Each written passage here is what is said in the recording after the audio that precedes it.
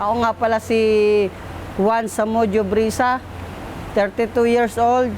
I live in Dubai. 3 years na akong nagtatrabaho dito sa Dubai, sa Star Auto Care Motors. Ang posisyon ko dito ay electrical, AC technician. Ngayon, pinix ko yung dashboard dahil ang sira, evaporator. Ipinix ko yung stereo sa dashboard.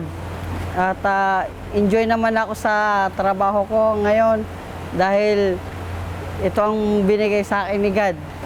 10 kami magkakapatid, 9 na lalaki, 1 babae, pero ako lang ang ganito. Minsan tinatanong ko nga sa sarili ko, bakit kaya ako nagkaganito? Dahil sila naman kumpleto, yung mga kapatid ko naman kumpleto, ako hindi. Pinanganak na lang ako ng ganito. Nagtataka nga daw yung magulang ko dahil nung inilabas ako, ganito na ako. Ang problema sa kamay ko ay dumikit yung kamay ko sa kaliwa, sa kanan naman putol. Tapos sa kaliwang paa putol din. Sa kanan bawas. May 2 daliri ako sa paa at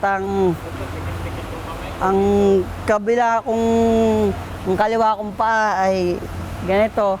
Nag-aral nga pala ako sa Pinagbuhatan High School, Pasig City. Nung elementary pa lang ako,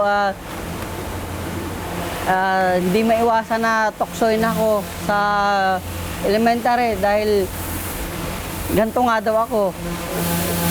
Sabi ko sa kanila, wag nila akong ganunin dahil tao rin naman ako. Pero maganda naman dahil tinuring nila akong kaibigan. Sa awa ng Diyos, natapos din ako at nagsimula ako sa pagmimekaniko. Kaya ako nagsumikap dahil sa family ko, dahil ganito nga ako, gusto ko rin mag-asawa. Kasi hindi naman ako habang buhay na ganito lang, nag-iisa. Di lang sa ganitong sitwasyon na nakikita ang tao, ang kakayahan ng tao, kundi sa sarili mo rin. He is my brother and I am the one who carried him when he was 2 years old or 3 years old. and the time we are teaching how to walk because we know the bully is not normal. So we push him how to walk. Yeah. So this is what happened when we are young. This is Bulo. He is very independent. He can able to do some small job in the Philippines and take some cash and he's go to the school. He is specialized in AC and electrical. His daily and also he can able to change the oil and filter. He's like I treat him as a normal mechanic. Boloy, he is a happy person. He treat himself as a normal. Even me, when he was young, I am not treating him as a disability, but treating him as a normal.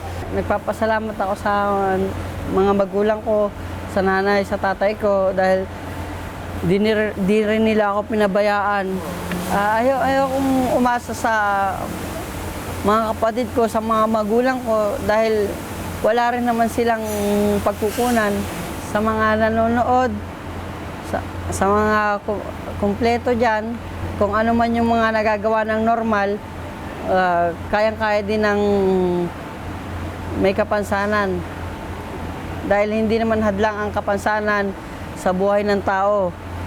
Kung may gusto ka talagang goal para sa'yo, pipilitin mong maabot mo ang gusto mo. Para sa mga katulad kong may kapansanan, wag niyong iisipin na may kapansanan kayo dahil pag inisip niyo, talagang hindi niyo kaya magtrabaho.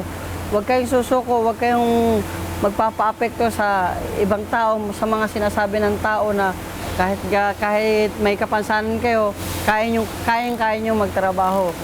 Ngayon, masaya naman ako dahil siguro kay Lord, na binibigyan ako ng trabaho. Samahan ko dito sa trabaho, masaya naman ako dahil mababait naman sila. Tinutulungan nila ako lagi, inaalala ko nila lagi, kahit ibang lahi. Plano kong bakasyon ngayon sa 2017, magpapakasal din kami ng aking mahal sa buhay. Joanne, maraming salamat dahil ikaw siguro ang binigay sa akin ni God. Salamat dahil na-accept mo ako kahit ganito ako. Sa ngayon, isa lang muna.